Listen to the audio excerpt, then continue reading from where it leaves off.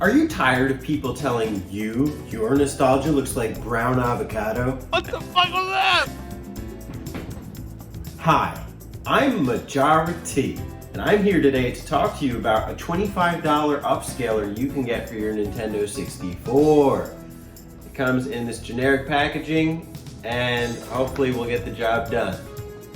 And so today, I'm going to explore with you what the Nintendo 64 looks like with standard RGB hookup versus the $25 HDMI hookup. So, let's get into it. What's the holdup? Seriously, what the fuck is that?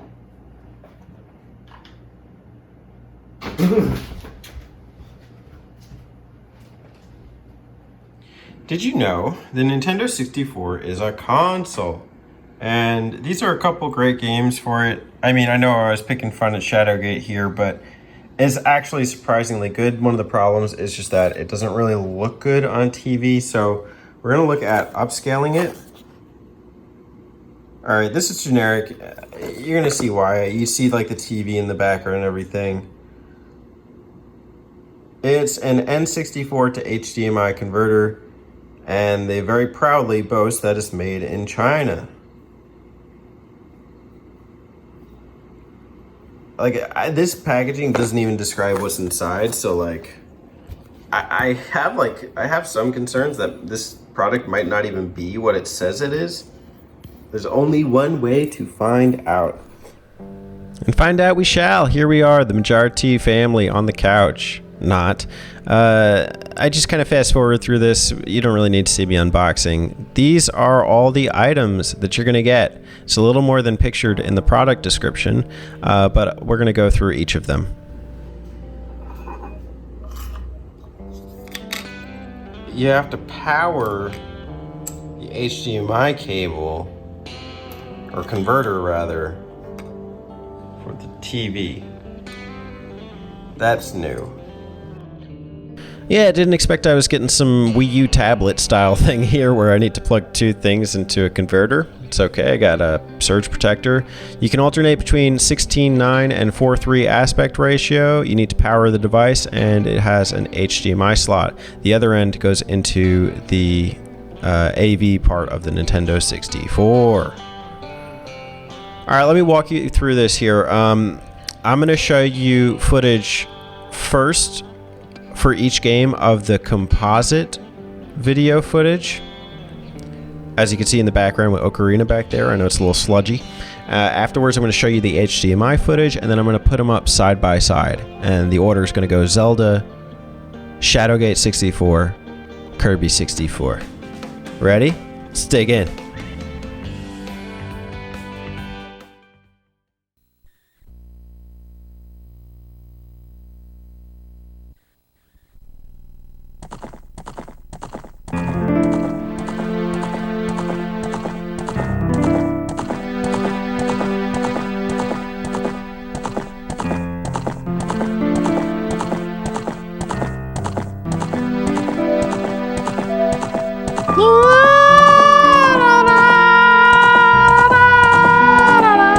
Alright, here's the thing about playing Ocarina in composite.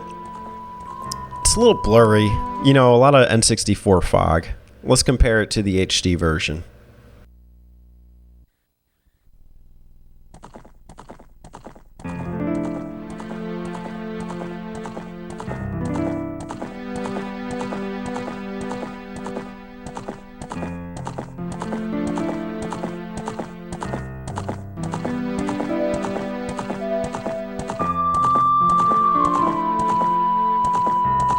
Okay, I'll be honest with you, images and text are coming across a lot crisper for what this is.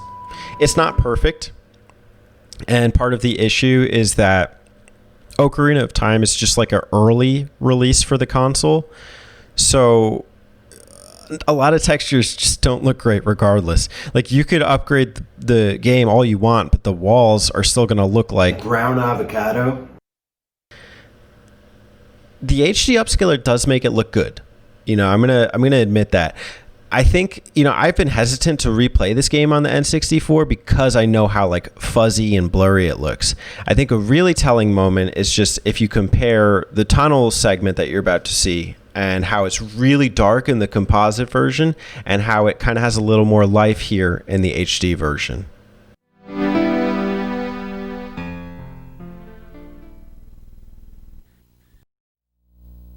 All right, so we're moving on to Shadowgate 64, Trials of the Four Towers. This is the composite version.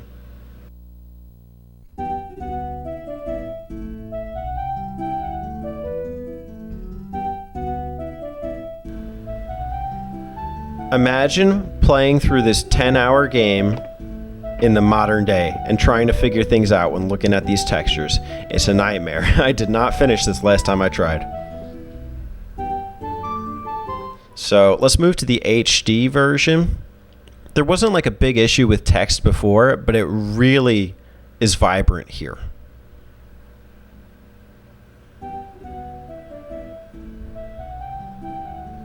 The walls look so much crisper too. Like, let's just jump right to the comparison. I think like the added brightness really helps. You can really make out the textures a lot better. Yeah, I know this is a dragon or whatever, like, it's fine. It's still not like a great looking game, but this makes it very much more tolerable.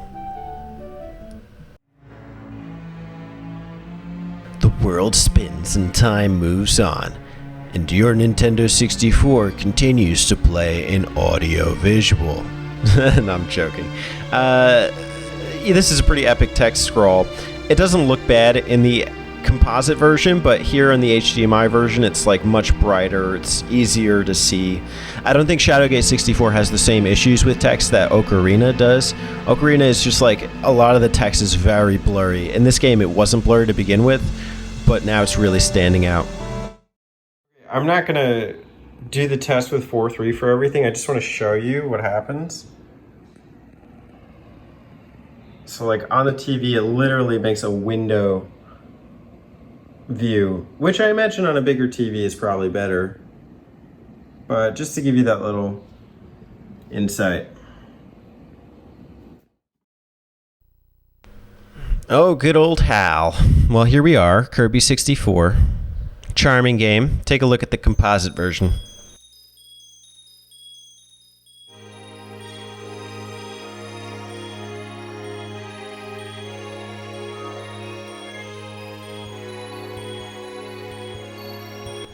So this is definitely a game where the characters come across as a little more fuzzy and the polygon textures a little more blurry.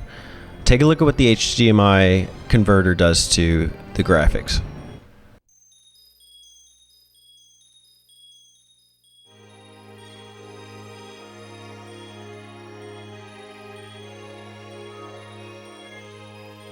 Okay, so images are more crisp, but it's a lot brighter in the bright segments.